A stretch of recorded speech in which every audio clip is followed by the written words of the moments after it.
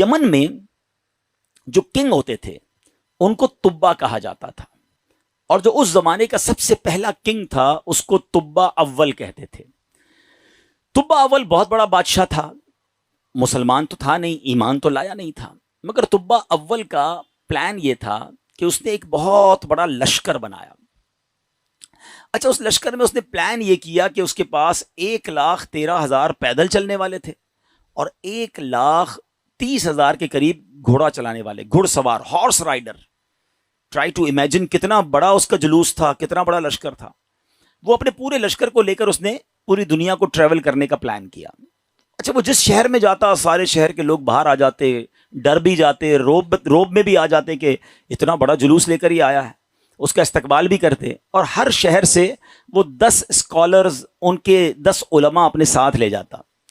اتنا long trip ہو گیا کہ اس کے پاس 4,000 علماء ہو گئے۔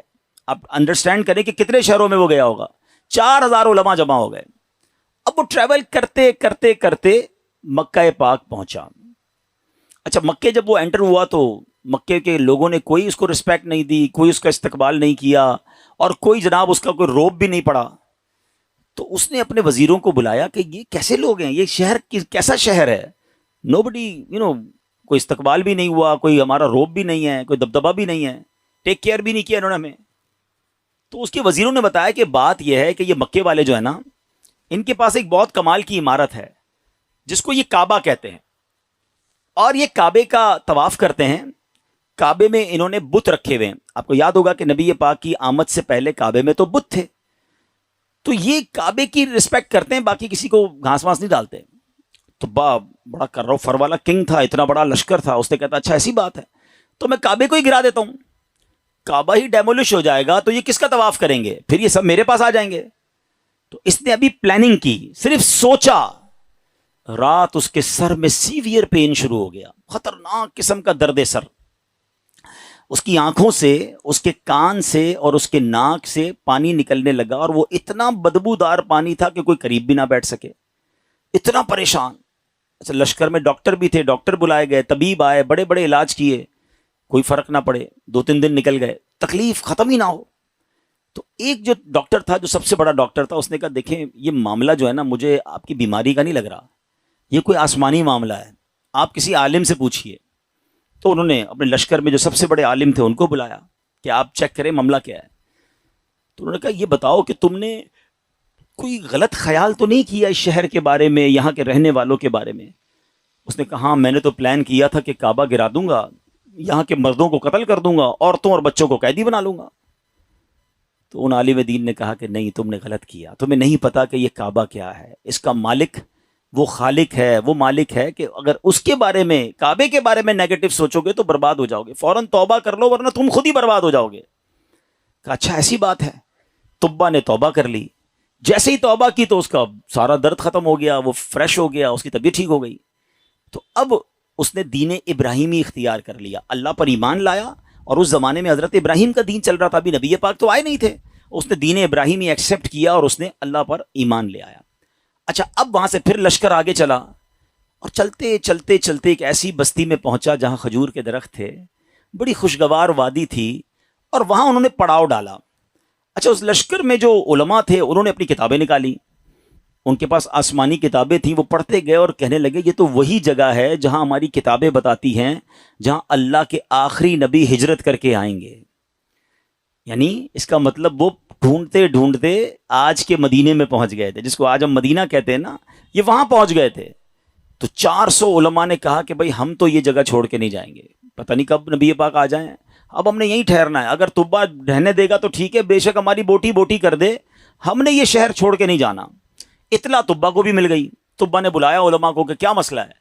تو کہا دیکھیں حضرت، ہم نے اپنی کتابوں میں پڑھا ہے، ہمارا حساب کتاب بتاتا ہے کہ اللہ کے آخری نبی اسی بستی میں آئیں گے، ہم اس بستی کو چھوڑ کے نہیں جائیں گے، ہم ان کے خادم بن کر رہیں گے، ان کے امتی بنیں گے، ان پر ایمان لائیں گے۔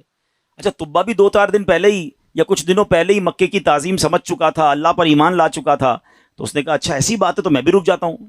اس نے کیا کیا، 400 علماء کے لیے 400 گھر بنائے، ان 400 علماء کی شادیاں کروائیں، ان کو خوب مال و دولت بھی دیا۔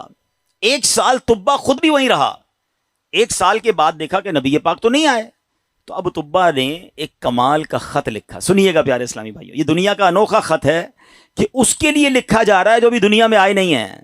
اور کس عشق والی زبان میں طبا بادشاہ نے وہ خط لکھا. اس نے لکھا کہ اس اللہ کے نام سے شروع جو عالمین کا رب ہے. میں جناب رسول اللہ صلی اللہ علیہ وسلم کی بارگاہ میں طبا اول حمیری سلام پیش کرتا ہوں، اور میں آقا علیہ الصلوۃ والسلام کی بارگاہ میں عرض کرتا ہوں کہ حضور اگر میں نے آپ کا زمانہ پا لیا تو میں آپ کی خدمت کروں گا، آپ پر ایمان لاؤں گا، آپ کی سنت پر عمل کروں گا، جو آپ کتاب لے کر آئیں گے میں اس پر بھی عمل کروں گا. اور حضور اگر میں پھر بھی آپ کا زمانہ نہ پا سکوں تو مجھے اپنی غلامی میں قبول فرمائیے، اور قیامت کے دن مجھے میری شفاعت فرمائیے گا، مجھے بھول نہ جائیے گا. بڑا کمال کا عشق والا اس نے خط لکھا. اس خط کو اس نے سیل کیا گولڈن اسٹیمپ لگا کے.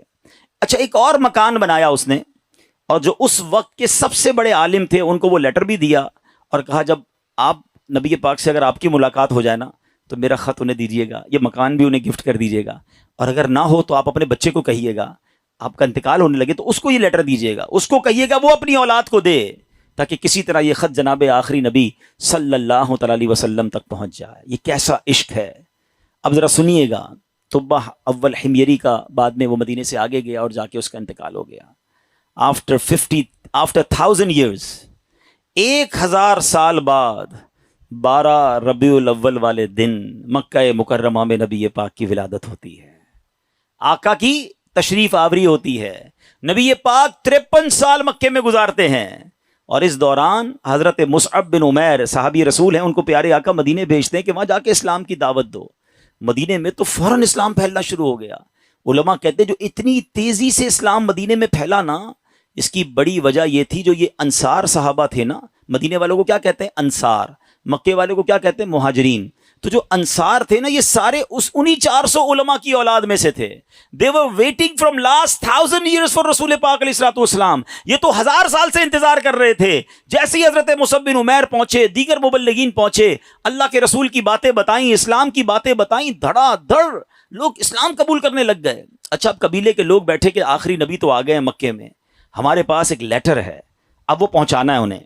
انہوں نے مشورہ کر کے، ایک صحابی تھے ان کا نام تھا حضرت ابو لیلہ انصاری رحمۃ رضی اللہ تعالیٰ عنہ، ان کو کہا کہ آپ جائیے، جا کے مکے میں نبی پاک کو یہ خط دے کر آئیے. ان صحابی نے ٹریول کیا.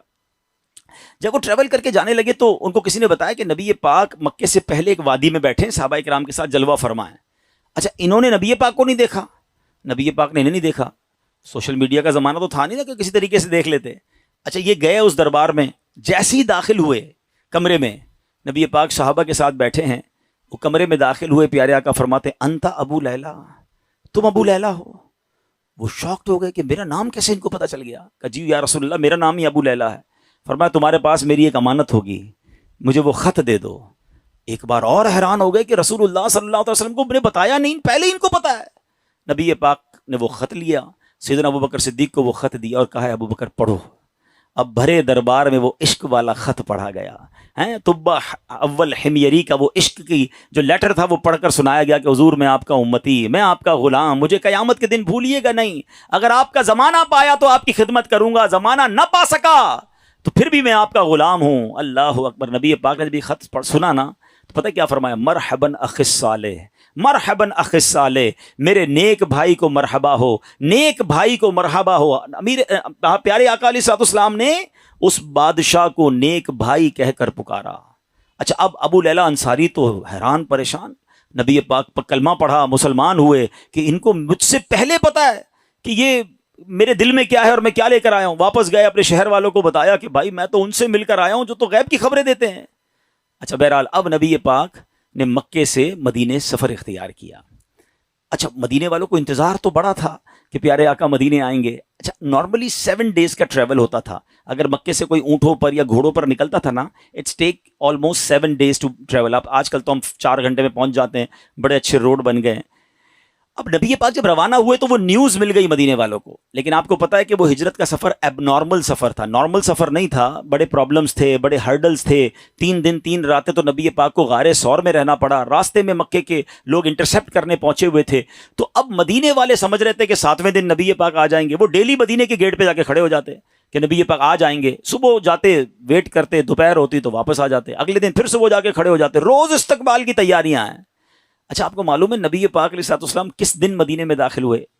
کافی دن لگے، مگر سرور کائنات صلی اللہ تعالیٰ علیہ وسلم جس دن مدینہ منورہ میں صحابہ کے جھرمٹ میں داخل ہوئے نا، وہ دن 12 ربیع الاول کا دن تھا۔ ہاں وہ دن بھی برتھ ڈے آف رسول پاک علیہ السلام تھا۔ سبحان اللہ، اللہ کی شان دیکھیں کہ ربیع الاول کا 12 ربیع الاول کا جو جلوس ہے، کچھ لوگوں کو کنفیوژن ہوتی ہے۔ اللہ اکبر، میرے آقا جو مدینے میں داخل ہوئے تو صحابہ بھی ہیں اور خود پیارے آقا بھی ہیں، بلکہ ایک صحابی کہتے ہیں حضور بغیر پرچم کے کیسے داخل ہوں گے؟ آپ جا رہے ہیں تو شان و شوکت کے ساتھ داخل ہونا ہے۔ اپنا امامہ اتارا، تلوار پہ لگایا، اسے پرچم بنایا، اور جب مدینے میں داخل ہوئے تو ہر طرف سے صدائیں ہیں مرحبا یا رسول اللہ۔ بچیاں تیار ہو کر آئی ہیں، بچے تیار ہو کر آئے ہیں۔ عرب کے لوگوں کا دستور تھا جب کوئی بڑا ایونٹ ہوتا تھا وہ اپنا مخصوص لباس پہنتے تھے، اپنی تلواریں لگاتے تھے، بلکہ اب بھی اگر آپ دیکھیں ان کے تہواروں میں ان کے لباس الگ ہوتے ہیں، وہ سب اپنے اس لیول کے لباس پہن کر کھڑے تھے، کیونکہ آج ان کے لیے عید کا دن تھا۔ اور سبحان اللہ، اس وقت بنو نجار کی بچیوں نے سرور کائنات صلی اللہ تعالی علیہ وسلم کا جو استقبال کیا، جس نغمے کو گنگنا کر، جس نعت کو پڑھ کر انہوں نے استقبال کیا، آج بھی مکے مدینے چلے جائیں، کیسٹ کی دکانوں پر جائیں، بلکہ دنیا کے کسی کونے میں جائیں، یہ نعت عربی ہوں، عجمی ہوں، افریقن ہوں یا امریکن ہوں، سرکار کی یہ نعت دنیا بھر میں پڑھی جاتی ہے۔ اور وہ ان بچیوں نے یہ نعت پڑھی تھی جو آج سیرت کی کتابوں میں بھی لکھی ہیں۔ اور انہوں نے استقبال کیسے کیا تھا؟ وہ الفاظ کیا تھے؟ وہ الفاظ تھے طلع البدر علینا من ثنیات الوداع وجب شکر علینا ما دعا للہ لا۔ کیا کہتی ہیں ہم پر؟ چاند طلوع ہو گیا ہے، طلع البدر علینا، 14ویں رات کا چاند طلوع ہو گیا ہے۔ کہاں پر؟ سنیت الوداع کی گھاٹی میں، جس جگہ یہ استقبال ہوا نا اس علاقے کو سنیت الوداع کہتے ہیں۔ اور وجب الشکر علینا، ہم پر واجب ہو گیا ہے اللہ کا شکر ادا کرنا۔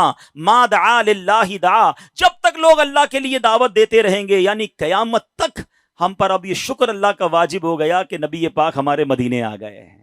آپ کو پتا ہے مدینے کے رنگ کیسے بدلا، مدینے کی تقدیر کیسے بدلی؟ مدینہ پہلے یثرب کہلاتا تھا، وہاں کی آب و ہوا میں بیماریاں تھیں، جو جاتا بیمار ہو جاتا تھا۔ اللہ اکبر، مصطفیٰ کریم کے قدم تو کیا لگے، مدینے کے غبار میں بھی شفا ہو گیا ہے۔ اب تو بیمار کو کہتے ہیں ٹھیک ہونا ہے تو مدینے ہو آؤ، ہیں جب سے قدم لگے ہیں رسالت مآب کے، جب سے قدم لگے ہیں رسالت مآب کے، جنت بنا ہوا ہے مدینہ حضور کا۔ کیا قدم لگے میرے آقا کے، بھاگ ہی جاگ گئے مدینے والوں کے۔ اچھا اب پیارے آقا جب مدینہ شریف میں انٹر ہوئے نا، everybody want to welcome and everybody want to host him، ہر بندہ چاہ رہا تھا کہ نبی پاک ہمارے گھر آ جائیں، کیونکہ اشتیاق بہت تھا، تڑپ بہت تھی۔ تو نبی پاک نے فرمایا کہ میری جو اونٹنی ہے نا یہ اللہ کے حکم سے بندھی ہوئی ہے، یہ جدھر جا کے رکے گی ادھر جا کر ہی میں نے رہنا ہے۔ اچھا اب ذرا تصور کیجئے، امیجن کیجئے کہ وہ اونٹنی مدینے کی گلیوں میں گھوم رہی ہوگی اور ہر صحابی یہ امیجن کر رہا ہو کاش میرے دروازے پر رک جائے، کاش میرے دروازے پر رک جائے، مگر بھاگ کس کے جاگے؟ سیدنا ابو ایوب انصاری رضی اللہ تعالیٰ عنہ، کہ وہ اونٹنی جو ہے ان کے دروازے پر جا کے رکی۔ اچھا اب ایک اور امیزنگ بات شاید بہت ساروں کو پہلی بار پتہ چلے گی، حضرت ابو ایوب انصاری رضی اللہ تعالیٰ عنہ کا ایک لقب ہے، ہم سب کہتے ہیں میزبان رسول، ٹھیک ہے نا؟ لیکن شاید لوگوں کو نہیں پتا کہ حضرت ابو ایوب انصاری اسی عالم دین کی اولاد سے ہیں کہ جن کو طبہ اول نے لیٹر دیا تھا، جو سب سے بڑے عالم تھے نا، یہ انہی کی اولاد میں سے ہیں۔ اور حضرت ابو ایوب انصاری اسی گھر میں رہتے تھے جو گھر طبہ نے نبی پاک کے لیے گفٹ کے طور پر بنایا تھا۔ گویا مطلب یہ بنا کہ یہ گھر نبی پاک کا ہی تھا، حضرت ابو ایوب انصاری اس کو ٹیک کیئر کر رہے تھے۔ آقا کسی کے مہمان نہ بنے، بلکہ سچی بات یہ ہے کہ میزبان نبی پاک تھے، مہمان ابو ایوب انصاری تھے۔ اور یہ کیسے ہو سکتا ہے کہ نبی پاک جن کے صدقے یہ کائنات بنی ہے؟ امام عشق و محبت اعلیٰ حضرت بڑا کمال کا شعر لکھتے ہیں، آپ فرماتے حضور یہ کائنات جب آپ کے لیے بنی ہے، آپ کی وجہ سے بنی ہے، تو پھر سارا زمانہ تو اس میں مہمان ہوا نا، اصل میزبان تو آپ ہیں۔ آپ کہتے ہیں آسماں خان زمین خان زمانہ مہمان، آسماں خان زمین خان زمانہ مہمان، صاحب خان نالا کب کس کا ہے تیرا تیرا صاحب خواہ نالا کب کس کا ہے تیرا. اب یہ عشق والی داستان سیکھنے کو کیا مل رہا ہے کہ یہ شان ہے میرے مصطفیٰ کی کہ دنیا میں آئے نہیں ہیں مگر چاہنے والے موجود ہیں, دیوانے موجود ہیں, سرکار پر سب کچھ نچھاور کرنے والے موجود ہیں. جبھی تو